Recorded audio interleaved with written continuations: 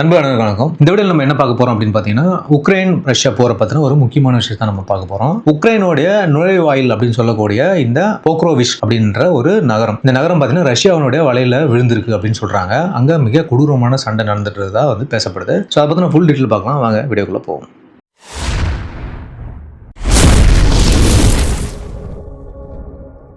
Ukraine Russia போர்ல பாத்தீங்கன்னா இப்போ நடந்துகிட்டு இருக்கிறது தான் ஒரு பயங்கரமான சண்டையாவே பாக்குறாங்க.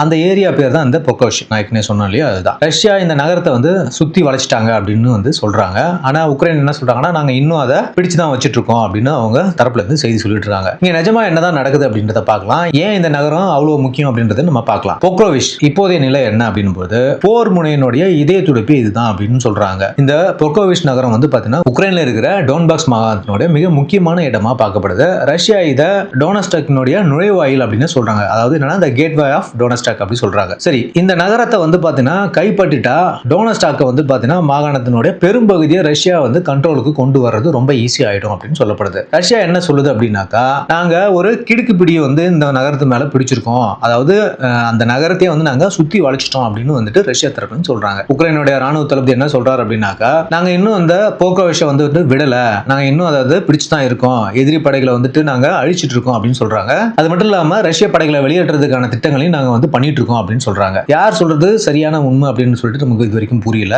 ஏன்னா ரெண்டு பக்கமும் பாத்தீங்கன்னா மீடியா யாரும் உள்ள போக முடியாத நிலை இருந்துட்டு இருக்கு அப்படின்னு பார்க்கப்படுது. இந்த நகரத்தினுடைய சோகம் என்ன அப்படின்னு நம்ம பார்க்கும்போது, இந்த பொர்கோவிஷ் நகரம் பாத்தீங்கன்னாக்கா போருக்கு முன்னாடி சுமார் 70,000 மக்கள் அங்க வாழ்ந்தாங்க அப்படின்னு பார்க்கப்படுது. அது மிகவும் அழகா இருக்கக்கூடிய ஒரு நகரமா பார்த்தாங்க. இப்போ கிட்டத்தட்ட ஆல்மோஸ்ட் அழிஞ்சு போச்சுன்னு சொல்றாங்க. மக்கள் யாருமே இல்லாத அந்த நிலைக்கு தான் அந்த இடம் இருக்கு அப்படின்னு சொல்லப்படுது. இந்த அளவுக்கு அங்க கொடூரமான சண்டை பாத்தீங்கன்னா நடந்துட்டு இருக்கு அப்படின்னு சொல்லப்படுது. பொர்கோவிஷ் ஏன் முக்கியத்துவம் வாய்ந்ததா இருக்குது அப்படின்னு பார்க்கும்போது, இந்த சண்டையில ரஷ்யாவுக்கு இந்த வெற்றி ரொம்ப ரொம்ப முக்கியமா இருக்கும். அதை ரொம்ப வெறித்தனமா அவங்க பாக்குறாங்க. இந்த நகரம் பாத்தீங்கன்னா சாதாரணமானது இல்ல. இந்த பொர்கோவிஷ் கைப்பற்றுவது ரஷ்யாவுக்கு ஒரு மிகப்பெரிய வெற்றியா பார்க்கப்படும் அப்படின்னு சொல்றாங்க. 2024 ஆவ்திகா அப்படிங்கிற நகரத்தை ரஷ்யா கைப்பற்றுச்சு. அதுக்கப்புறம் பாத்தீங்கன்னா அவங்களுடைய மிகப்பெரிய வெற்றி எதுன்னு பாத்தீங்கன்னா இந்த நகரத்தை கைப்பற்றுறது தான் அப்படின்னு பாக்குறாங்க. அது ஒரு பெரிய சிட்டியா இருந்துச்சு. அதுக்கப்புறம் இந்த அதாவது பொக்கோவிஷ் தான் மிகப்பெரிய ஒரு சிட்டியா ரஷ்யா பாக்குது. பொக்கோவிஷை பிடிச்சா அத்விகாவுக்கு பிறகு இதுதான் ஒரு மிகப்பெரிய லாபம் அப்படின்னு ரஷ்யா நம்புறாங்க அப்படின்னு சொல்லப்படுது. பொக்கோவிஷ்க்கு பிடிச்ச பிறகு அதற்கு கிழக்கே இருக்கிற கோஸ்டியான்ட்னிகா அப்படின்ற ஒரு இன்னொரு இடத்தையும் ரஷ்யா பிடிச்சது அப்படின்னா, ரஷ்யா டோனஸ்டாக் மாகாணத்துல உக்ரைன் கட்டுப்பாட்டுல இருந்து ரெண்டு பெரிய நகரங்களை பாத்தீங்கன்னா தன்னோட கண்ட்ரோலுக்கு கொண்டு வந்ததா அர்த்தம் அப்படின்னு சொல்லப்படுது. மேலும் பாத்தீங்கன்னா கிரமோட்டிக்ஸ் மற்றும் சோவனிக்ஸ் மேல தாக்குதல் நடத்த இந்த இடம் பாத்தீங்கன்னா ரொம்ப ஈஸியா இருக்கும் அப்படின்னு பார்க்கப்படுது. இந்தியா பாகிஸ்தான் பார்டர் மாதிரி இங்க கிட்டத்தட்ட 1000 கிலோமீட்டர் நீளமான ஃப்ரண்ட் லைன் இருக்கு அப்படின்னு சொல்றாங்க. ரெண்டு பக்கமும் பல 10,000க்கு மேற்பட்ட வீரர்கள் டெய்லி செத்துட்டு இருக்காங்க அப்படின்னு சொல்லப்படுது. உக்ரைன் சொல்றது என்னன்னா, சண்டை ஒரே இடத்துல தேங்கி நிக்குது, அதாவது நாங்க அவங்கள ஹோல்டு பண்ணிட்டோம், முன்னேற விடாம நாங்க தடுத்து வச்சிருக்கோம் அப்படின்னு உக்ரைன் சொல்றாங்க. ஆனா ரஷ்யா என்ன சொல்றாங்கன்னா, நாங்க மெதுவா முன்னேறிட்டே இருக்கோம் அப்படின்னு சொல்லுது. உக்ரைனோட ராணுவ தளபதி என்ன சொல்றாருன்னா, அங்க இருந்து நாங்க ரஷ்ய படைகளை வெளியேற்றிட்டு இருக்கோம் அப்படின்னு சொல்றாரு. ஆனா டீப் ஸ்டேட் அப்படின்னு சொல்லக்கூடிய ஒரு உக்ரைனுடைய மேப் நிறுவனம் என்ன சொல்லுது அப்படின்னா, ஒரு ஓபன் சோர்ஸ் நிறுவனம் அது என்ன சொல்றாங்க அப்படின்னா, ரஷ்ய படைகள் நகரத்தோட சின்ன தெற்கு பகுதியில் பாத்தீங்கன்னா முழுசா பிடிச்சிட்டாங்க அப்படின்னு சொல்றாங்க. ஆனா நகரத்தோட பெரும்பகுதி இன்னும் பாத்தீங்கன்னா கிரீன் ஜோனா தான் இருக்கு. அதாவது கிரீன் ஜோன்னா இது வரைக்கும் யாரும் இன்னும் பிடிக்கல, ரெண்டு பக்கமும் சண்டை அந்த இடத்துல நடந்துட்டு இருக்கு அப்படின்னு சொல்றாங்க. அது மட்டும் இல்லாம இந்த டீப் ஸ்டேட் இன்னொரு ஒரு விஷயத்தையும் சொல்லியிருக்காங்க. என்ன சொல்றாங்க அப்படின்னா, ரஷ்ய ஆட்கள் பாத்தீங்கன்னா இன்னும் பொர்கோவிஷ்குள்ள நுழைஞ்சிட்டு இருக்காங்க. ஆனா உக்ரைன் வீரர்கள் அங்கே இருந்து ஸ்பெஷல் யூனிட்களை பாத்தீங்கன்னா பயன்படுத்தி ஊடுருவி வரும் எதிரிகளை தேடி தேடி அழிக்கிறாங்க அப்படின்னு அவங்க சொல்றாங்க. அதனாலதான் இன்னும் அந்த ஏரியா கிரீன் ஜோனா இருக்கு அப்படின்னு சொல்லப்படுது.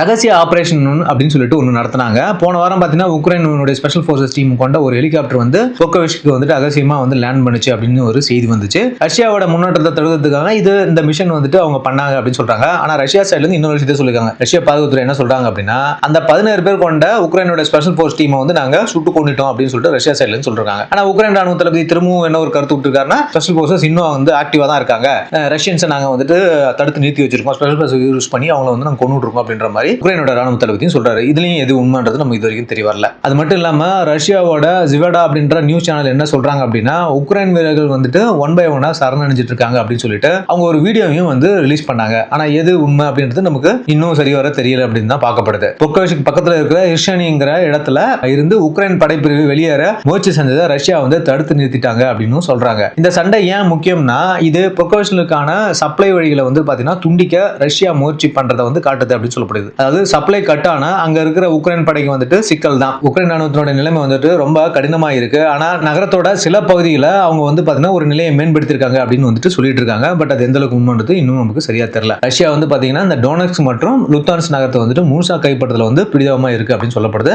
இப்போதைக்கு டோனக்ஸ்ல இருக்கிற 10% ஏரியா தான் உக்ரைன் கிட்ட இருக்குன்னு நம்ம பார்க்கணும். பொர்கோஷ் பொறுத்த வரைக்கும் இப்போ ஒரு பெரிய இழுபறி தான் வந்து நடந்துட்டு இருக்கு அப்படின்னு சொல்றாங்க. யார் வெற்றி பெற போறாங்க அப்படின்றது இன்னும் எத்தனை உயிர்கள் பலியாக போகுது நமக்கு தெரியல. ஆனா இந்த சண்டை தான் வந்து பாத்தீங்கன்னா அடுத்த சில மாதங்களுக்கு போரினுடைய திசையை வந்து தீர்மானிக்கும் அப்படின்னு பார்க்கப்படுது. எதனால அப்படின்னா இந்த பொர்கோஷ்ன்றது வந்து பாத்தீங்கன்னா உக்ரைனுடைய மெயின்லேண்டுக்குள்ள என்ட்ரி ஆகிற ஆல்ரெடி என்ட்ரி ஆயிட்டாங்க. இந்த டோனஸ் பகுதிக்கு ஈஸியா பிடிக்கிறதுக்கு ரஷ்யாவுக்கு மிகப்பெரிய வழிவகை பண்ணும் அப்படின்னு சொல்லப்படுது. ரஷ்யா பிடிக்கிற மிகப்பெரிய இரண்டாவது ஒரு சிட்டியாவும் இது கருதப்படுது. அதனால இங்க மிக கடுமையான சண்டை வந்து நடந்துட்டு இருக்கு அப்படின்னு சொல்றாங்க. இவங்க அனுப்பின ஸ்பெஷல் போர்ஸ் எல்லாமே வந்துட்டு எந்த அளவுக்கு உண்மை தெரியல. ஆனாலும் வந்து கொஞ்சம் கொஞ்சமா ரஷ்யா படைகள் வந்து முன்னேறி அதை வந்துட்டு தாக்கி கொண்டு இருக்காங்க அந்த இடத்த. கிட்டத்தட்ட பாத்தீங்கன்னா ஒரு 5000க்கு மேற்பட்ட உக்ரைன் வீரர்கள் வந்து அந்த சிட்டில வந்து மாட்டிட்டு இருக்காங்கன்னு சொல்லப்படுது. சிட்டியை சுத்தி வந்து ரஷ்யன் ஆர்மி வந்து சுத்தி வளைச்சிருக்காங்க. மிக கடுமையான தாக்குதலை அங்க நடத்திட்டு இருக்காங்கன்னு சொல்லப்படுது. கூடி சீக்கிரமே வந்து இந்த பொர்கோஷ் நகரம் வந்து ரஷ்யன் கட்டுப்பாட்டுக்கு வந்துரும் அப்படின்ற ஒரு நியூஸும் நமக்கு வந்துட்டு இருக்கு. ஓகே, சோ இதுதான் வந்து ரஷ்யா உக்ரைன் வார்னுடைய லேட்டஸ்ட் அப்டேட். நம்ம ஒரு வாரமா ரஷ்யன் உக்ரைன் வார் பத்தி சரியா பேசவே இல்லை. ஸோ